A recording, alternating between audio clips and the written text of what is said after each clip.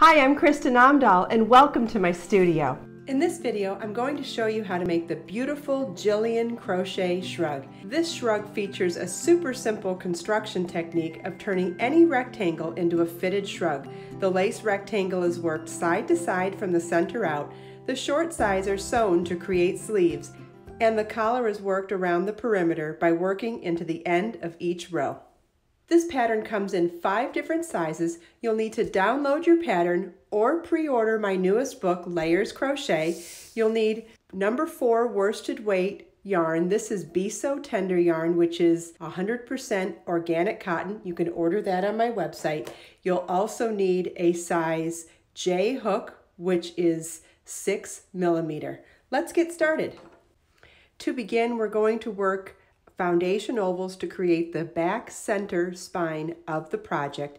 Then for the first half, we'll work in one direction from the foundation ovals, and then in the second half, we'll work in the opposite direction of those same foundation ovals. I like to use different size foundation ovals depending on the project. So in this project, the foundation oval begins with a chain 5.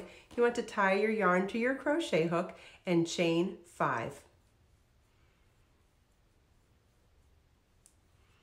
Then we're going to work a treble crochet into the 5th chain from your hook. When counting back, do not count the loop on your hook. You want to count back 1, 2, 3, 4, and 5.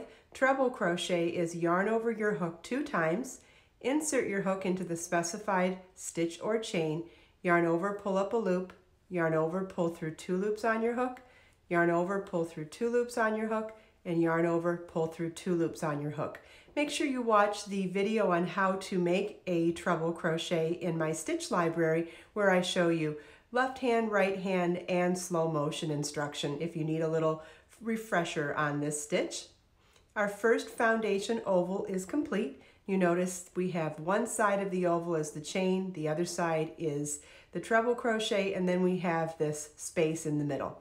This is considered one foundation oval. To continue, we're going to make another foundation oval, chain 5, and do the same thing we did for the first foundation oval. We're going to work a treble crochet into the 5th chain from our hook, not including the loop on our hook. That's the working loop. Count back 1, 2, 3, 4, and 5. Yarn over twice, insert your hook in the space, yarn over, pull up a loop, yarn over, pull through 2, yarn over, pull through 2, yarn over, pull through 2. And you want to continue doing this for however many foundation ovals are required for the size of the shrug you're making.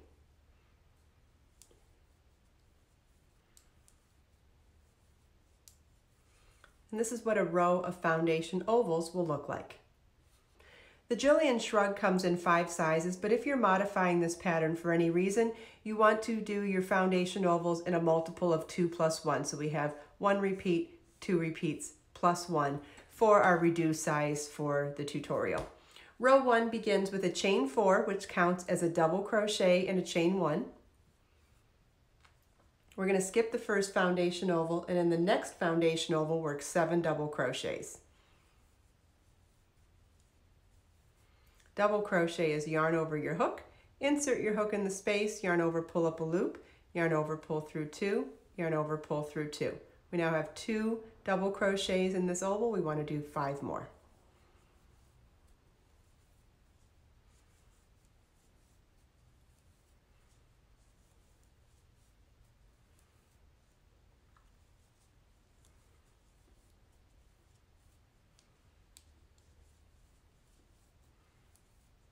Chain 1,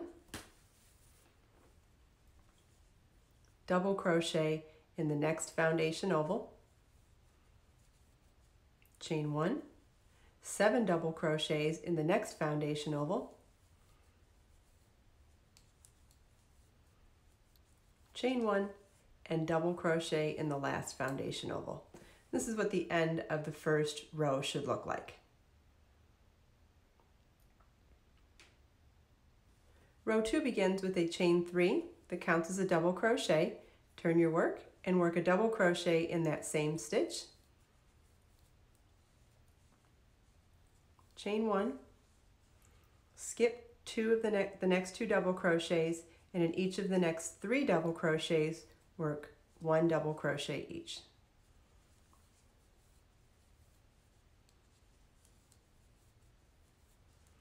Chain 1. In the next double, or skip the next 2 double crochets. In the next double crochet, work 1 double crochet, chain 3, and 1 double crochet. Chain 1, skip the next 2 double crochets. In each of the next 3 double crochets, work 1 double crochet.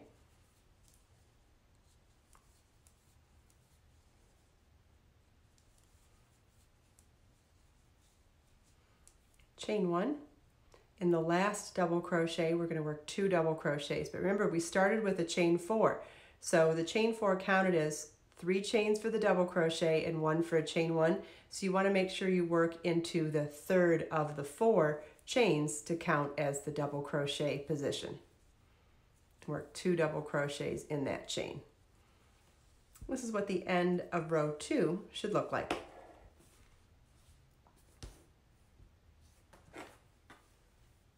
Row 3 begins with a chain 3, turn your work, and you want to work 3 double crochets in the space between that first and second double crochet.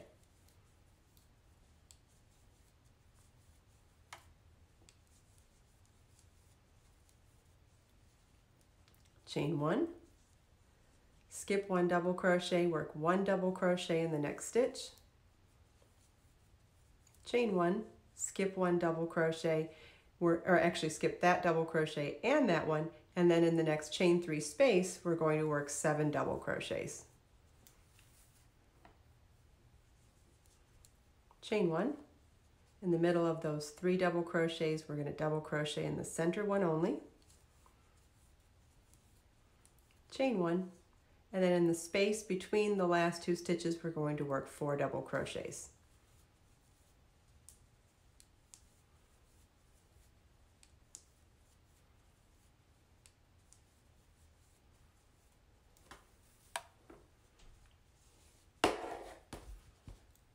And this is what the end of row 3 should look like. Row 4 begins with a chain 3, which counts as a double crochet. Turn your work, work a double crochet in the next stitch. Skip the next 2 stitches, work a double crochet, chain 3 double crochet in the next stitch.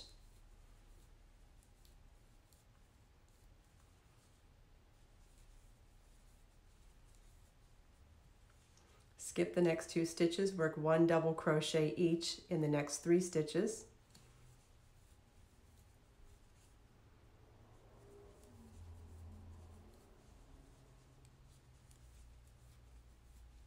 Skip the next 2 stitches. In the next stitch, work double crochet, chain 3 double crochet.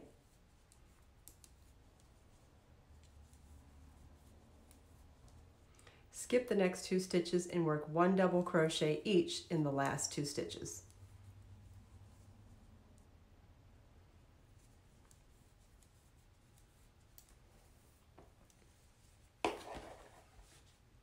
That's what the end of row 4 should look like.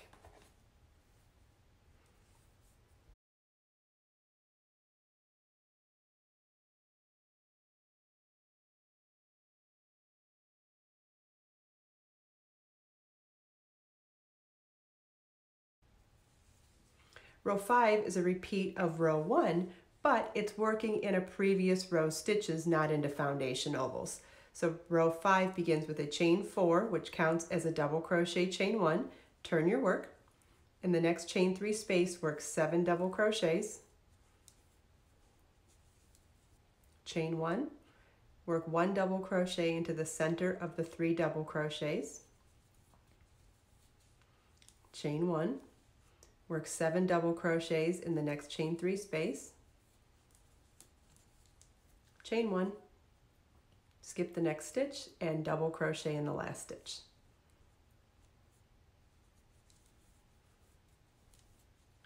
And that's what the end of row 5 should look like.